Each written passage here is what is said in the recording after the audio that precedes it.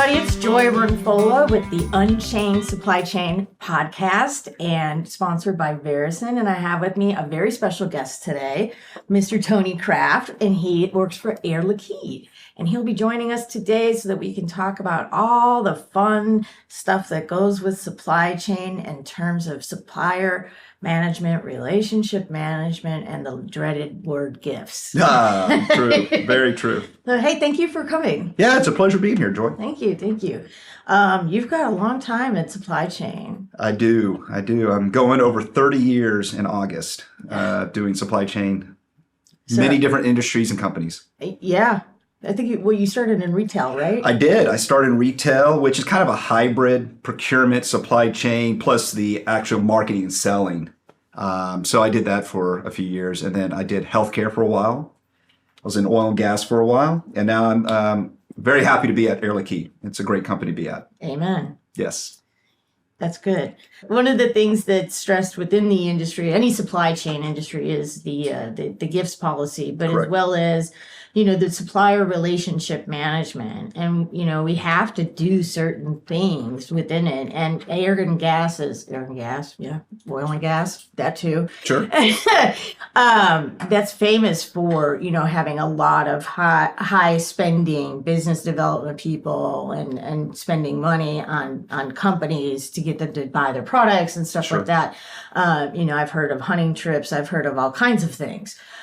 So I guess, when you came out in the industry and you were new and, what was your feel for that? Were you excited to go? Did you have any resistance? Did you ask your boss? What was something you did that? Well, that's funny because when you just get out of school, you don't have a lot. So it's very enticing. Yes. It's very enticing, all the things that they can offer to take you and do you, to influence you. Yeah. But, early on, and it's something I stay true to today, is you got to really have a balance between the two. Mm-hmm. You got to build a relationship. Yeah. I mean, it's very important to do relationships. And I'll be very blunt. I've got some suppliers that I consider friends. But we have a very strong wall between the two. Yes. And so the philosophy I've always shared with my team, and it's a proof process, is, you can share a meal. I mean, that's very, very fair to do, builds relationships, and, relationships are really important. But, when it comes to gifts or anything associated to trips or hunting, and I've heard them all too. Mm-hmm. I've heard them, and they get really bad. And, and they're still going on even in this environment. Yes, they are. Yeah. You got to be really centered on your ethics. And that's one thing that we do in my career, something I've done throughout my years, is really focus on my ethics. How do I want to present myself to the market? Do I ever want to be looked at as someone that's been influenced? Right. Make a decision on behalf of somebody because I have a relationship? No, you can't do that. So I like to set the bar and have the myself as the person to follow, mm-hmm. because you got to make sure that spotlight on you that's constantly following you as a leader. Mm-hmm. And Dr. Wasserman Katz wrote a book called The Invisible Spotlight. Okay. And it's something that he actually wrote when I met him years ago. And it really focuses on, as a leader, you have this spotlight on you. And your behavior and everything you do is going to be emulated by your team. If you're a hothead, there's going to be people that are hotheads. If you're unethical, they make excuses to be unethical. So I take it very personal to make sure that I have the ethics associated to it. But with that being said, though, you have to have relationships. Well, exactly. I mean, in the U.S., it's very different from, Europe and how they do business. I mean, we still, especially in Texas, you do business on a handshake. Right. And then you wait to get, obviously, the documents. But, I mean, it's very much relationship-based. We have to feel warm and fuzzy, right, about our dealings with a company. Because I know just from working in procurement and supply chain, but then also being that stakeholder that is the end user. Right. So, and I know that, even there that the business development people have gotten to, like, say, the project managers and stuff. Yes, they're really good. Yes. I mean, the commercial development teams are really good trying to get business and drum them up, and on the procurement side, that's our job. Our job is to help our business partners in the business to manage a process that gives a very fair and equitable way that we approach not only the market and suppliers, but what we need in services and materials. So you have to have a good RFP process, a request for proposal process. You have to have people on the team that have subject matter expertise that can help with the operations. We never tell the operations on who they select from. But what we do is we provide them the options. We'll say, okay, this one is really good in this area, but their cost is a little bit higher.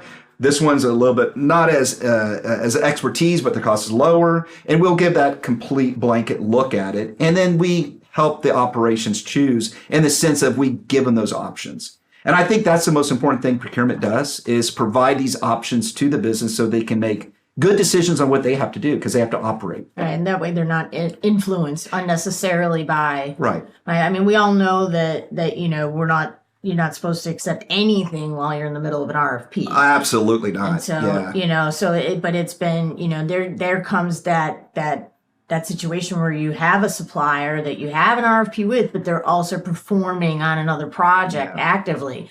And, they want to take the team out for dinner and we have to tell them we can't. Right. You got to separate it because you're in an active RFP. You got to shut things down. I've had cases in my past where I've had suppliers tell me, go by the local Best Buy. Which one's close to you? What size TV do you like? Immediately what I do is I will turn them in on a, red flag. I red flag it. I make sure that my manager knows. I make sure that the legal team knows. And we, basically say we're not going to do business with somebody that's going to represent their company that way. Right. And it's about people. So you can't completely say we're never going to do business with this company again. No, you're right. Yeah. Because I think that is from a resilience perspective. I think that really shuts down the options for you. But from a relationship, you got to be able to weed those people out and not do business with them in that because it's not good for the company. And also it's bad for business for the company. You do something unethical in a procurement environment, that stuff, it gets on the news. It can be detrimental to the reputation. Yeah. And we, as a procurement professional, we need to make sure that we support our business to try to help that not happen. So what would you say is a good, for somebody coming onto your team, a new person, coming out of college, what would you say would be a good way for them to handle that if they're offered something? Oh, I think the first thing you do is you notify your manager. You have to make it very clear. I can't accept gifts. Okay. I've had, again, gift cards show up. Well, you had a cup that you refused. And it was a really great cup because it had U of H on it, and I'm a U of H Cougar, okay? And so it was a great cup, but I had to send it back because it was a monetary value. It had some value to it. And again, I tell young people coming out of school that want to do this, follow the process. There is a process in place that keeps us above the fray. Mm-hmm. And then, you also have to have a moral, ethical standard too. There's always going to be someone that does something wrong. And it's you can't blame the entire team for that. But if you have good leaders on your team that show that, again, mirroring that spotlight, that ethical behavior, then it can really circumvent it. So I'm very fortunate. I get to talk to a lot of young people about procurement. I'm able to speak at certain things every once in a while. And that question comes up quite a bit. So it's really about yourself and what kind of industry you want to be in, and don't take the gift. Yeah, we've always all been there coming in, it's so exciting when you're new and you're green and it's so exciting. Oh my goodness, we get to go do this and this and this. But you brought up another point that really is important. I'm going to segue over to this a little bit, but resiliency. Yes. So in oil and gas particularly, there's only certain suppliers that can provide certain products. Like, for example, a valve manufacturer that makes Manel-bodied valves. Right, those are like gold. But I mean, not everybody, you can't just go, you can maybe get a widget from somebody, but you have to, there's only certain manufacturers that provide these things. Mm-hmm. So do you have an example of some resiliency where you've had to kind of say, we're going to not work with you, but we're going to work with somebody else? Oh yeah. I mean, and that's the thing is that's supplier development too. When I was in oil and gas for several years, we had some major projects with pipeline across the country. I mean, it was a very significant project at the time, but we didn't have the development of our suppliers that were able to manage the amount that we needed. I mean, I'm talking 42-inch, half-inch wall, huge tensile strength. Yep. Hundreds of miles of pipe, and there were not enough manufacturing mills to do it. So we actually had to work with other suppliers, even our primes, to your point there. We had to work with them, but we actually partnered with them as well because they knew their limitations. When you do this, you're actually fabricating pipe years in advance before you even know if you're going to get a FERC, a permit. You know, you're putting pipe on a right of way that's not even on the right of way. It's off the right of way. You know, finding places to put it. So during that time, you know, you have to develop these suppliers, and you know, we were fortunate enough to find some good business partners that we commissioned a couple mills in the United States. Plus, we purchased in, I think, 3 different countries to bring all this together on a right-of-way and lay it off the right-of-way until we got the permitting to be able to actually do the construction. But from a resilience perspective, our prime suppliers, they were thrilled because not only can they met what we needed, but also for the new suppliers, we have a new avenue, you know, to go to by developing these relationships. Well, that's exactly, you know, where I'm going with that because, you know, I mean, you bring up a right away because it's so funny because it's like 20 feet on either side. I know, it's 20 feet and then you have 5 foot on the other side of the dig. I know. It's a mess too. Yes, I have done pipelining. I don't miss it. It's exciting, you know, but it's all construction to me is exciting. But you know, that's important, you know, when we talk about the relationship management with our suppliers and especially, you know, with the very niche ones. Right. You know, do you have a situation that a story you could tell maybe about having to deal with a supplier that you weren't really happy with? Yeah, I think you like this one. So you know, without telling the supplier name, and this is so many years ago, so it kind of doesn't matter. But you know, when you have muds for downhole, there was a time where if there was a mudslide in South Africa or a flood in Brazil or whatever might happen, it always changed the price, you know. So there was a point where there was this drought in India. And this is my favorite story. I know you know it because drilling muds are proprietary by the supplier. So you don't really know all the things that are built into it, but you know, it's proprietary and it's very important for viscosity and downhole. And an engineer might catch me on something here. So I'm not an engineer. I'm a procurement professional, but I know enough to be dangerous. Yep. So during this time period, there was a big boom in all the basins, right? You know, and it was a great time for fracking. And that was when I was involved. But there was this drought in India and it wiped out guar.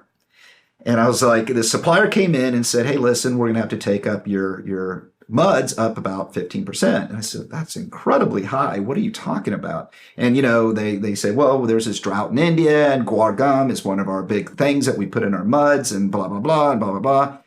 And I go, okay, well, and I pulled out a document that I had one of my analysts do. And it was a TCO modeling. And it showed all the different potential ingredients of a typical mudding that goes down. And guar gum was about, 1.5% of that. It's in everything. It's in everything, too. I mean, guar gum's in everything. Ever since you told me that story, I now look at the package and I'm like, guar gum. Yeah. And then all of a sudden, you go, oh, you're raising my price 15% for 1.5%. So I tell you what, I'll give you a 0.3% increase. How about that?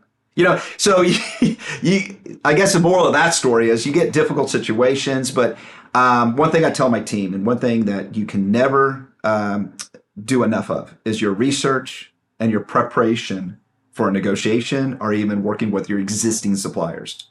Okay, because price increases are going to happen. You want to be fair because you want your supplier partners not to make money. They need to make money in order for them to sell you. But I'm always like, well, let the other person down the road pay the extra because they're not paying attention. Right. Okay. And then I'm going to pay what we deserve to pay.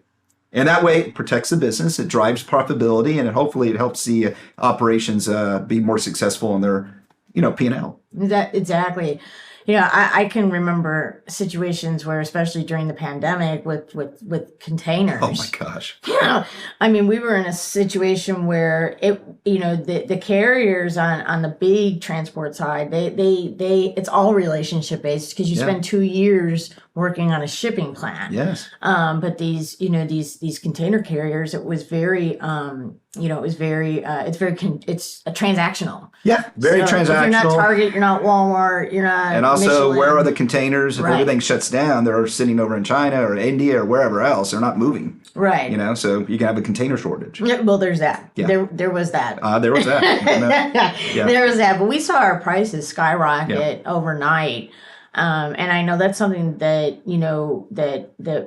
I experienced with what I was doing. And I know that there was a lot of discussions with the forwarders being had. And that's where that relationship comes in. I was going to say the exact same thing. That's where relationships come in, because you know what? The short-sightedness of it can be done on the procurement side as well as on the supplier side.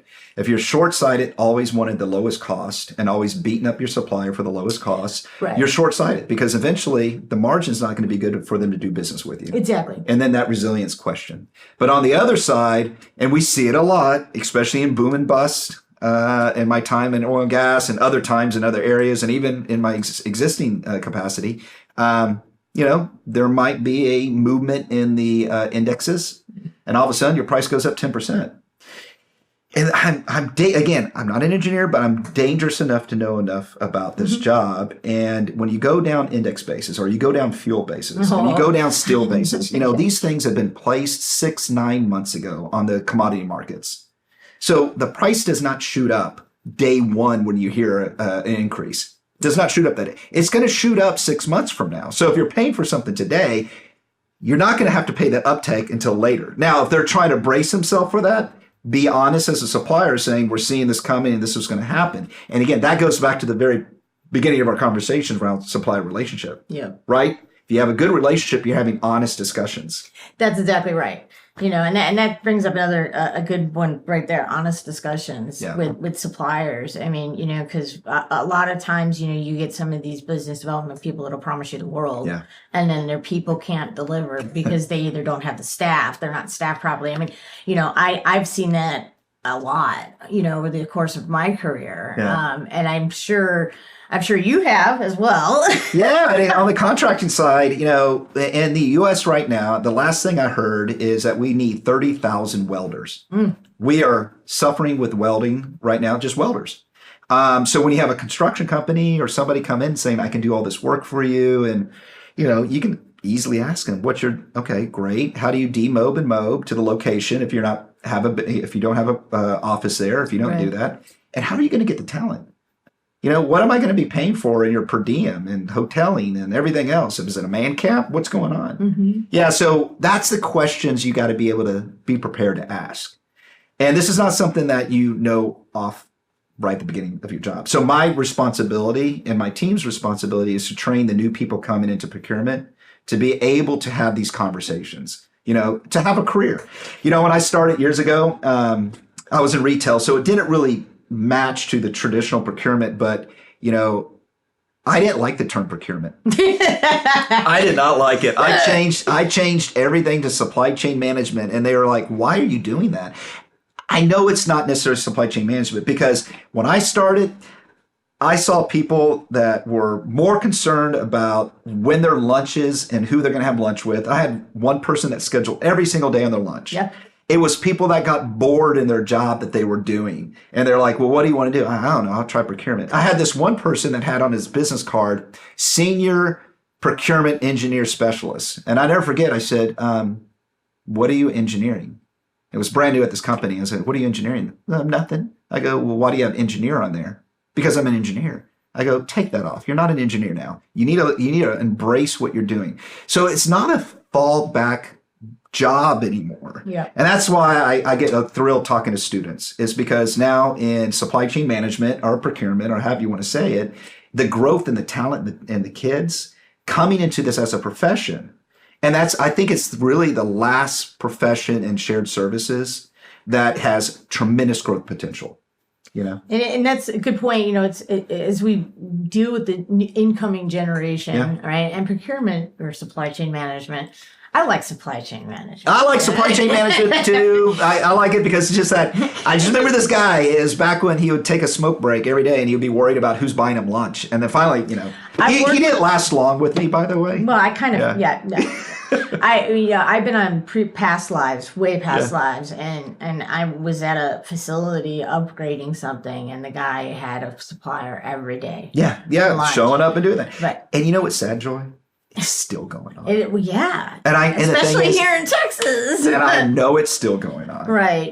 But it's a generational thing that's going to have to change over time to really professionalize even the operational side. Well, and that's great because that when we get into resiliency, supply chain management is not for the faint at heart. No. And so the incoming generation really, they're eager to work, but they're not used to the because you know what? They're coming in with a academic viewpoint, right? They go to school, and I hire people with supply chain management degrees now. Very rarely, unless they have experience outside, am I going to be going out and hiring someone from finance or communications just because they might not have the skill set I need. Right. And now I'm hiring skill sets. But when you're in school, you're learning the academics, how to do a bid. And I said that earlier about processes. You need to have those. Those are fundamental. But really, I always like to say it's an art too. It is. It's an art, and people might laugh at that, but it's really true. When you're negotiating it, you have to pivot. You can't base it on, well, this book told me this is what you're supposed to do, or I read this motivational thing, or, I'm just going to stick to my guns on the indexes. No, you have to be able to be flexible, to be able to meet in the middle at some point. And hopefully, if you do your job well, you meet a little bit over the middle for your company. And not enough to hurt this other supplier, because that's never the intent. Right. But enough that you can, make it bearable for both. And if you're doing your job well, you're making it better for your company that you work for. Well, and that, that's funny because the kid, I hate calling them kids, but they are kids. Joy, we're getting old. Yes, I know. Why? It's happening. Why? But it's not necessarily for us. We don't call it confrontation, where you have to have uncomfortable conversations with. But you got to be brave to have it, though. But that's what it is. That you're seeing more like even some. You're like, I got to pick up the phone and call them. I know. Yeah. Just to get my daughters to pick up the phone and call anybody is a disaster. They like to, everything's text now, Right. Yeah. And so, but procurement, again, that relationship. And so, are you seeing the incoming people that you're hiring struggle with that at all? Or even in the past? because it's evolved over so many decades. It just depends, because it depends on what kind of role that they're going into. I had this question at some students when I was speaking, and they said, I'm not really a confrontational person. I don't really, that's not my thing, but do I fit in procurement? I said, absolutely. Because procurement has so many different values. You got your purchasing team. You got to depend on them. Highly competent people that are doing transactions that are, I call them the last line of defense. Right. Exactly. Because they're the ones getting the PO out. Yeah. You've got your field sourcing, we call field sourcing, people out in the field that are working day to day with the operations. They have to have a technical knowledge. You got your category specialists. Those people know their categories, and the categories being whether it's piping, whether it's valving, whether it's contractors. You've got your analyst. So this is where I told this person, I said, you love the idea of breaking these things down. You might be an amazing analyst. And the analyst I have some incredible analysts on my team. Met with her today. And if it wasn't for her, I wouldn't know what's going on in certain things. You've got to have a digital procurement. So even the people that do digital is the new thing. Well, not only that, but we have so much potential in procurement around digital. And so I think that's a really strong avenue to go. So when I look at these competencies and the different, I'm just saying 5, but there's more. There's warehousing. There's other things too. Right. It's there's something for everybody that might not be able to pick up the phone. Exactly. Yeah, but they have to have a passion to be able, and maybe not passion's too strong a word because I'm a passionate person, but have a desire to be in this environment. And this environment, I think, is different. than other shared service groups. Not, it really especially is. now. I remember, just training new people coming in and mentoring rather, Yes. and saying, and you hear, I feel, and you have to tell them there's no feelings in business. Sometimes you have to really just put the business hat on. Right. Yeah. And again, but if you do it the right way, that's you still maintain the relationship. Yeah. And that's the grooming that we're now having to focus on, I think, with, where you say if they're not getting it by the third email, you need to pick up the phone and you need to call them. There's nothing better than picking up the phone and having a conversation. I think one thing that COVID did is it took away that interpersonal, like meeting face to face. I'm glad we're coming out of that some, because I think it's really important to have those meetings, to go somewhere, sit down and, have that conversation, have a meal if it's appropriate. Yeah. If it's in the context of business. But, and then talking on the phone. I mean, having conversations on the phone. The amount of emails I see go back and forth trying to do a deal just drives me insane. And when I get involved, it's because something happened. Right. I always say that if it comes to you, then it's like reached the very top of.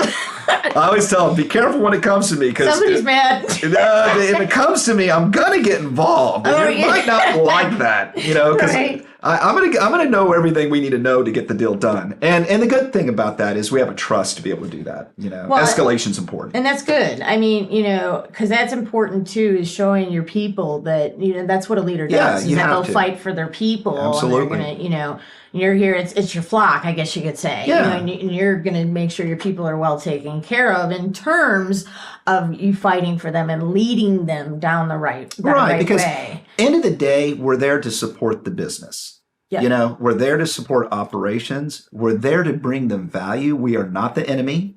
We're not the police. We're not the red tape. I know I get all these things. All your processes. Yes, processes. I don't know about you. When I had to get my roof repaired or actually replaced years ago, I got 3 bids. As a homeowner and wanting to make sure I pay the right price, and then I negotiate it with it. Yep. And I'm like, if you're going to do that on your personal level, so you, Joy, or whoever in operations, or whoever else it might be, you want to take the first price. Why would you accept that when you're in the business? Right. And you know that maybe your relationship's a little stronger with that supplier, but that's okay. Let us be the buffer. Exactly. I kind of going back all the way to the very beginning, but it's important. Exactly. It's important to emphasize that. Because it does create stress for the procurement team when they think that the business doesn't appreciate this because they're complaining.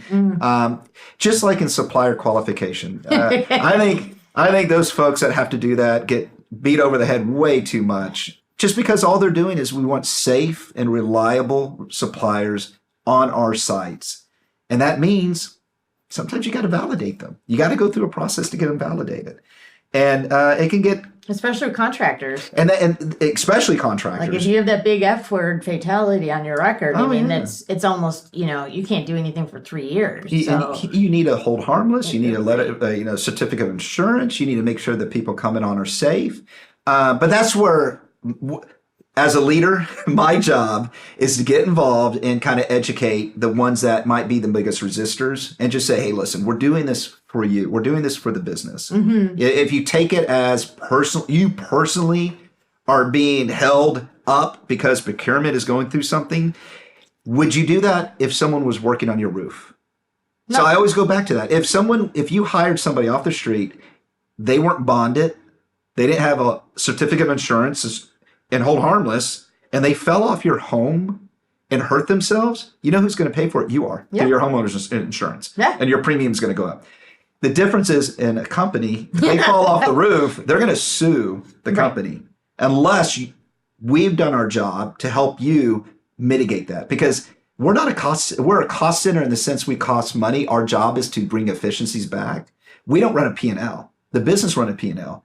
If someone falls off the roof, it's going to hurt the P&L. Right. It's going to hurt their business because they're going to have to pay for it. Exactly. And no one wants anybody to get hurt. No, I mean, safety with our contractors is one of the across things the board. I mean, obviously internally, but obviously with our contractors as well. You know, and I know from previous lives that I've had, I mean, you know, way ago, I learned about that when I was a construction manager and how they have to vet, you know, contractors. And a lot of that, you know, you get sometimes where that relationship's there, but you have to tell them, hey, you had a fatality last year. Yeah. And that's an uncomfortable conversation that I usually like to make new people do. No. So, you know, I mean, but I and that's the thing, you know, where they have to have those very uncomfortable discussions. And that's where we have to, you know, it's kind of, I hate to say that I enjoy it because it's, you know, we do our best when we're uncomfortable. Yeah. And, so, and you know, my role, and I think you said it earlier, I got to model that behavior. Yeah. So if I can show that I can have these uncomfortable conversations, it trains the team to have the same. And I'm very lucky because I've got an amazing leadership team that reports to me. They can all have uncomfortable. Sometimes they do it with me, but I'm like the one uncomfortable, but which is totally great. But you know, that's part of it because end of the day, we want to make sure we have qualified suppliers. You know, I mean, if we don't have qualified suppliers, what are we doing? Exactly. You know. Now, I'm going to take you down just a little bit of a different direction. Okay. Rebates. Oh, geez, yeah. So there's a big difference between rebates and gifts. Yep. And rebates are often, you know, based on volume, as we know. Why don't you kind of explain in your story, if you have, about, you know, methodology about rebates and the benefit that it brings and how it's not considered a gift? Right. I mean, first of all, the rebate doesn't come to me. No, right. It goes to the organization. Exactly. So that definitely is not a gift. Right. But I actually have a philosophy. I'd rather get net cost. You know, I mean, my first thing to tell the team is negotiate net cost. I mean, let's not mess around with you do this much volume and then we're going to give you 10% back or 5% or 2%, probably around 2-3% back. Okay, well, just give me a net cost because that's going to be the benefit to the business immediately versus waiting at the end of the year. And it could also shift by quarters. So, you know, some quarter it might not fall in the right quarter that the work was done. So fundamentally, from a negotiation perspective, I prefer net costs. Now, from a rebate perspective, the work there is really tracking your frame agreements, your contracts. Because if you don't have a good process in place to manage what contracts have rebates, right? You know, I was at one company and I got in and the frame agreement process was really weak. But there's rebates all over the place. Just no one can really figure out where they were. We didn't have a tool. We didn't have a methodology. And just by one year, we concentrated for like a month just getting all the contracts together and finding out we had so many rebates to collect from prior year. It was ungodly the amount of money we were getting into. And we had to actually negotiate with the supplier because some of them, they're so dated and they're not going to give you a rebate from like 2-3 years ago. So you had to negotiate that. So from a rebate perspective, methodology, have good frame agreements, know which contracts have the rebates, have your category specialists following up on those and recording them based on volume. And normally it's based on invoice paid. Not PO, and that gets, you know, PO issue. No, it's invoice paid because we want to make sure that we paid and the work has been done. Right. And then make sure you have a mechanism to collect. Okay. You know, and so just rebates, definitely different than gifts, but and so something you definitely, it's a tool, especially, you know, with some companies when you have major agreements globally, rebates might be the simplest way to manage it. Because you have currency exchanges and stuff like that. So, you know, that brings up another important point because I know that, you know, with rebates, it's not necessarily an incentive to use the supplier, but it helps the organization as a whole. Yes. You know, and trying to, you know, explain that to some of the people that are in supply chain management. I know that comes down to you managing your contractors or managing your suppliers. Absolutely. And that ties all the way back to that relationship. Absolutely. Where, you know, you've got to have relationships with your stakeholders that are using the services. Yeah, and let me clarify something too. If you have a frame agreement with a supplier, it doesn't necessarily mean they get the award. Correct. It just means that we've got a contract in place and all the terms and conditions and all the legal things that takes months to do are in place, and now you have the ability to bid against the work amongst other frame agreement suppliers are at the market. Yeah. And I will tell you, sometimes if everything's equal, you negotiate the best, and it was between a frame agreement supplier and someone that's non-frame, you're going to go frame because the ease of execution is going to be a lot easier. There's a big incentive for suppliers to come in and put rebate programs in place, pricing agreements in place, because it gives them a leg up to the competition. So I encourage them to be very aggressive when they try to go through any type of sourcing event. That's good.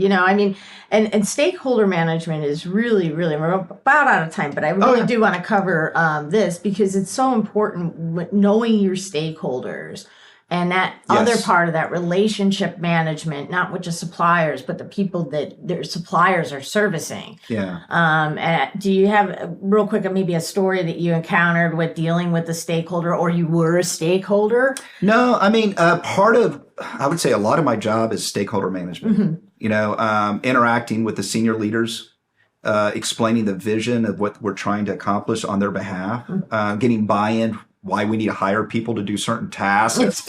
That's one of the most difficult things, is because, no one wants to grow headcount, but you have to organically where the opportunity lies, just on like commercial teams do. But also explain to them why it's important to engage us, why we have to be used. Please be nice to the procurement team. They're your business partner.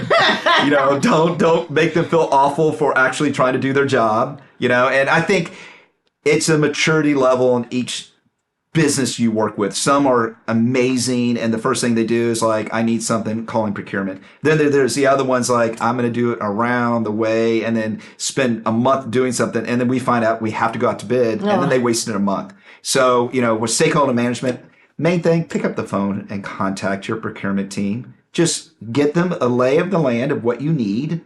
And I guarantee you, a good procurement team will give you options that's going to save a lot of time and will save you money.